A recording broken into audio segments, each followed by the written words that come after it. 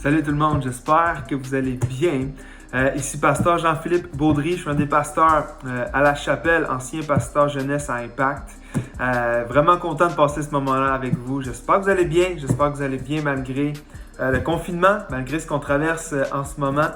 Aujourd'hui, c'est moi qui ai le privilège, c'est moi qui ai le privilège d'amener une pensée pour vous encourager. On regarde les thèmes basiques de la foi. Puis moi aujourd'hui, ce que j'ai à cœur de vous apporter, c'est sur le thème de la volonté de Dieu. C'est un thème qui me passionne, c'est un thème qui est tellement important parce que le Dieu de la Bible, c'est un Dieu de vision, c'est un Dieu qui veut nous révéler sa volonté. Et dans toutes les questions qu'on peut avoir pour nos vies, surtout à notre âge, c'est de savoir qu'est-ce que Dieu veut faire de nos vies. Alors le thème de la volonté de Dieu, le thème de la vision que Dieu a pour nos vies est hyper important. Aujourd'hui, ce que je vais te partager, c'est des extraits. C'est un petit extrait d'un livre que je viens de finir d'écrire qui s'appelle Zone grise. Et ça ici, c'est une épreuve. On vient de recevoir certaines épreuves. On fait des tests d'impression en ce moment. Alors, ce que je te parle aujourd'hui, c'est tiré de ce livre-là qui va sortir bientôt. Et j'ai écrit ce livre-là parce que j'aurais aimé ça le lire. J'aurais aimé ça lire un livre qui parle de la volonté de Dieu. Mon livre, c'est Zone grise. Comment découvrir la volonté de Dieu lorsque tout n'est pas noir ou blanc. Parce que tout n'est pas noir ou blanc. Dans toutes les questions qu'on peut avoir dans nos vies, la Bible ne contient pas des réponses noir sur blanc sur tout. Exemple, c'est quoi le nom de la fille que je dois marier ou le nom du gars que je dois marier? Peut-être que tu ne le trouveras pas noir sur blanc dans la Bible. Et sur toutes sortes de questions qu'on a, c'est des zones grises. Alors, comment est-ce qu'on peut savoir? Comment on peut faire pour marcher dans la volonté de Dieu lorsque c'est des zones grises? J'aimerais dire que l'étape numéro 1 de ça, c'est d'avoir une vision pour ta vie. Notre Dieu, c'est un Dieu de vision. Le Dieu de la Bible, c'est un Dieu de vision. Dans Proverbe 29-18, il va être écrit lorsqu'il n'y a pas de vision, sans vision, le peuple périt. Et d'autres versions vont dire c'est comme si le peuple se perd, le peuple est perdu. Et la vision est importante parce que si on n'a pas de vision pour nos propres vies, on va être perdu. On va périr spirituellement, on va périr dans ce que notre vie aurait pu être si on avait marché dans la volonté de Dieu, si on avait marché dans la vision que Dieu a pour nous. Une vision pour ta vie, ça change beaucoup de choses. Mais la chose que ça change le plus, ça change la perspective dans ta vie. Ça change la perspective de ce que les choses sont et de ce que les choses, surtout, peuvent devenir. Quelqu'un a dit un jour, la vue te permet de voir les choses telles qu'elles sont.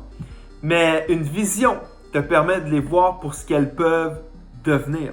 Ça change ta perspective. Ça change la perspective sur ta situation en ce moment. Ça change la perspective sur ce que tu traverses peut-être en ce moment. La vue va te permettre de voir ces choses-là telles qu'elles sont. Mais d'avoir une vision, ça va te permettre de voir au-delà de ça. Ça va te permettre de voir ce que ces choses-là peuvent devenir. Un de mes personnages préférés dans la Bible, qui pour moi est une illustration incroyable de la vision que Dieu peut avoir pour nos vies. Lui, il va incarner ça. Il va incarner l'importance d'avoir une vision pour notre vie. C'est le personnage de Joseph dans la Genèse. Si tu connais l'histoire dans Genèse, chapitre 37, tu vas voir qu'il y a un jeune homme, c'était un ado.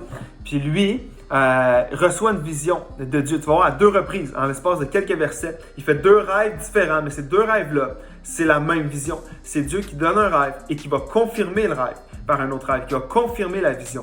Et tu vas voir Joseph qui reçoit cette vision-là alors qu'il est un ado. Et toute sa vie, à partir de ce moment-là, toute sa vie va être dirigée par la vision qu'il a reçue. Et quand tu regardes à sa vie, ça n'a pas toujours été des hauts, ça n'a pas toujours été rose, ça n'a pas toujours été facile.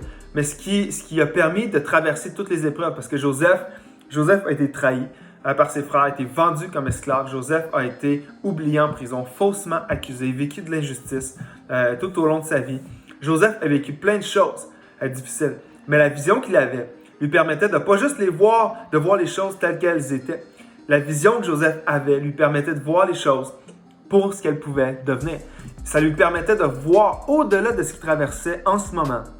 Il pouvait voir ce que Dieu pouvait faire avec lui. Alors la vision que Dieu a donnée à Joseph, c'est ce qui l'a tenu. C'est ce qui a permis de passer du moment où il a reçu cette vision-là, mais de passer à travers tellement d'épreuves, tellement de saisons, il ne devait pas comprendre pourquoi il se retrouvait là. Mais c'est la vision qu'il a reçue qui l'a tenu là-dedans. Alors, moi aujourd'hui, en quelques minutes, on a quelques instants ensemble, je vais juste effleurer le sujet aujourd'hui. Alors, je t'invite à prendre des notes. Si tu as un crayon, si tu as ton téléphone ou si tu as quelque chose pour prendre des notes autour de toi, je t'invite à le sortir. Prends des notes de ça. Aujourd'hui, j'effleure le sujet. Je vais y aller en rafale, OK? Mais je veux te dire que c'est important ça et qu'en détail, encore là, placement de produit, mais ça va se retrouver en détail dans mon livre. J'effleure le sujet. Parce qu'une des questions qu'on va avoir, c'est probablement une des questions que tu te poses en ce moment de l'autre côté de l'écran, c'est de savoir, OK, JP, c'est bien la vision, je veux une vision, je veux marcher dans la volonté de Dieu pour ma vie, mais comment je peux savoir si ma vision vient de Dieu? Et ça, c'est la grande question. Ça, c'est une question qui est normale de se poser. Si tu te poses cette question-là, c'est tout à fait normal. Je me la pose encore. OK? Il y a certains aspects de ma vie, je me dis, est-ce que cette vision-là, Seigneur, vient de toi ou ça vient de moi? Ça vient de ma chair? Ça vient de quelqu'un d'autre? D'où vient cette vision-là? Alors, aujourd'hui, je vais te donner 5 tests à faire. 5 tests à faire passer à la vision peut-être que tu as pour ta vie. 5 tests qui vont t'aider à savoir est-ce que la vision que j'ai elle vient de Dieu. Est-ce que cette vision-là pourrait venir de Dieu? Alors, c'est 5 tests. Il faut que la vision passe les 5 tests. Si la vision ne passe pas les 5, il y a de fortes chances que la vision que tu as ne vient pas de Dieu. Alors, je vais tout de suite, en quelques instants, prends les notes. Le premier test qu'on regarde ensemble, c'est que ta vision doit être fondée bibliquement. Ta vision doit être fondée bibliquement. Dieu ne se contredira jamais. La vision que tu as pour ta vie ne devrait jamais t'amener à avoir du compromis dans ta vie, d'avoir à faire des concessions dans ton intégrité devant Dieu, dans ton intégrité dans la vie, ce que tu vas faire avec tes finances, ce que tu vas faire aux gens, ce que tu vas dire aux autres, la façon que tu vas agir. La vision que Dieu va te donner ne viendra jamais contredire tout ce que sa parole enseigne. Alors, il faut que la vision que tu as soit parfaitement alignée avec les principes de la parole de Dieu. Alors, si tu as une vision, puis ça se peut que ça t'amène à avoir du compromis dans ta vie, dans ta pureté, peut-être dans ton intégrité financière, dans ce que tu dis aux gens, dans ce que tu vas faire, dans tes motifs, pourquoi tu le fais.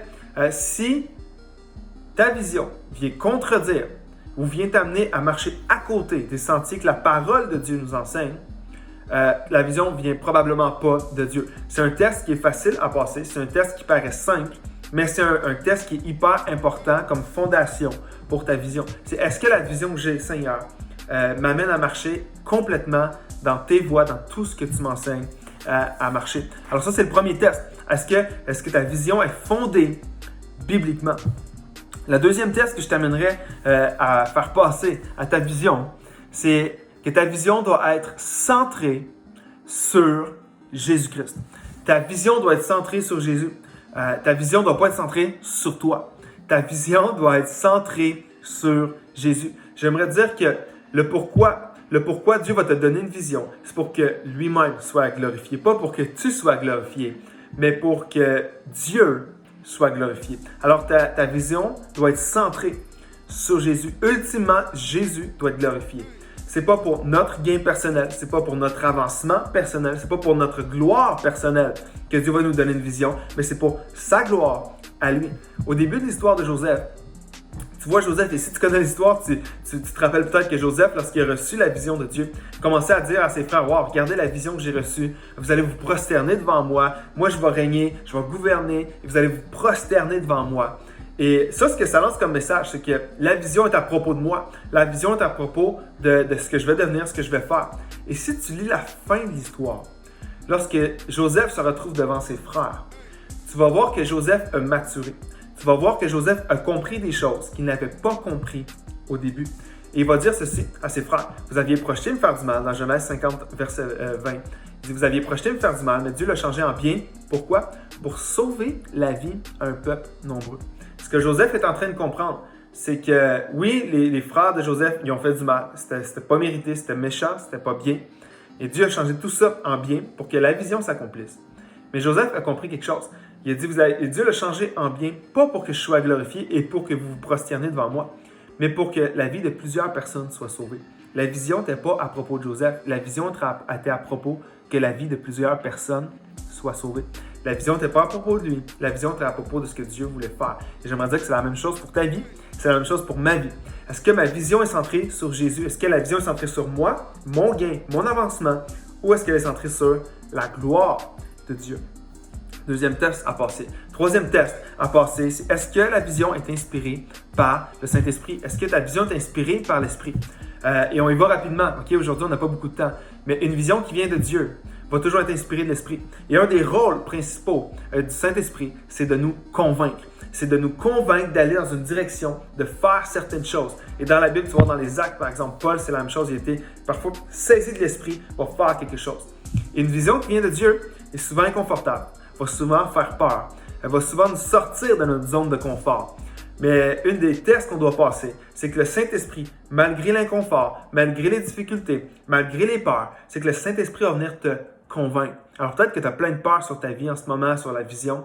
Bien, si c'est inspiré de l'Esprit, probablement que cette vision-là vient de Dieu. C'est qu'alors que tu as peur humainement, tu es inquiet humainement, mais le Saint-Esprit vient, il va te convaincre malgré ça. Et j'accélère pour terminer à temps. Le quatrième test qu'on doit passer, c'est l'épreuve du temps. Une vision que Dieu donne doit être éprouvée par le temps. Ta vision ne peut pas changer aux 2 semaines. Ta vision ne peut pas changer aux 2 mois. Dieu ne change pas d'idée au fil des saisons. Dieu ne change pas d'idée au fil du temps. Dieu donne une vision et cette vision-là doit traverser l'épreuve du temps. La vision que Joseph avait reçue a tenu pendant des années, même si les circonstances étaient défavorables.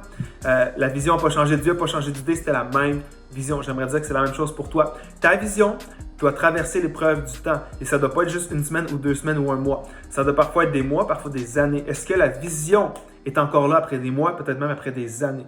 L'épreuve du temps. Dernier test que notre vision, si elle vient de Dieu, doit passer, c'est que la vision doit être confirmée par des gens clés dans ton entourage.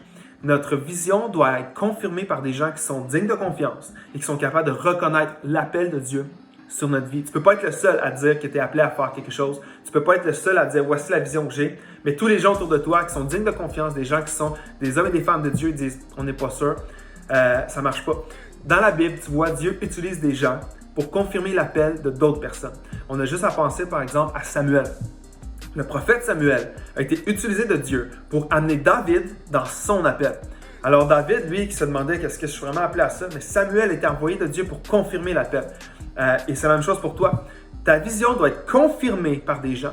C'est la même chose avec Élie et Élisée. C'est Dieu a utilisé Élie pour aller chercher Élisée et l'amener dans sa vision. Élisée avait un Élie qui était avec lui pour l'amener dans la vision que Dieu avait pour lui. Alors, tu as besoin des gens, tu as besoin d'avoir des gens autour de toi qui reconnaissent l'appel et la vision que Dieu a mis dans ton cœur.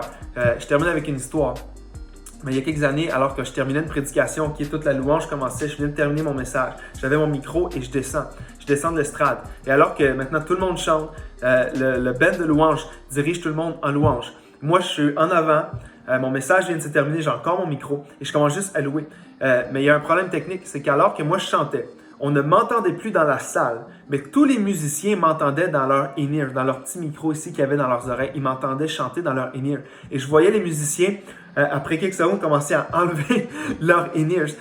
Moi, au début, je ne comprenais pas pourquoi. Moi, je chantais de tout mon cœur. Je chantais à Dieu dans un temps d'appel, un temps de louange. Et les musiciens commençaient à enlever leur in-ears. Et quand la réunion s'est terminée, ils sont venus me voir pour me dire « Hey, Pasteur JP, quand on était dans le temps d'appel et qu'on chantait, ton micro était fermé dans la salle, mais on t'entendait dans nos in-ears. » Puis c'était terrible. Et je te dis ça parce que si, exemple, moi je me disais « j'ai une vision de Dieu pour ma vie, je me sens appelé à chanter. » Bien, je peux te dire que tout le monde autour de moi me dirait « Non, JP, tu n'es pas appelé à chanter. » Et ma vision ne serait pas confirmée par des gens parce que clairement, je ne suis pas appelé à chanter. Mais par exemple, si je prêche, on me donne un micro et je commence à parler de la parole de Dieu, bien là, il y a certaines personnes qui vont dire « peut-être que tu es appelé à faire ça. » Par exemple. Alors, j'aimerais dire en terminant, il faut que ta vision soit confirmée par des gens clés autour de toi. Alors, écoute, j'espère que ça t'a encouragé, j'espère que ça t'aide. Juste te rappeler mon livre ici, Zone Grise. Tu peux aller voir sur mon site internet, zonegriseaupluriel.com. Il y a un chapitre gratuit, qui est là. Tu peux le télécharger maintenant, zonegriseaupluriel.com. Ça, c'est un cadeau que je te fais d'ici la sortie du livre. Je veux juste rappeler en terminant, vous êtes bénis d'avoir Pasteur Caleb et Valérie qui vous dirigent. Je les connais depuis longtemps. Je les aime beaucoup. Vous avez des très, très bons pasteurs qui sont là pour vous. Alors moi, je vous dis à la prochaine. J'espère que ça t'a encouragé. Et je vous dis bye-bye. Je vous aime à distance jusqu'en France et partout. Je vous aime. Bye-bye.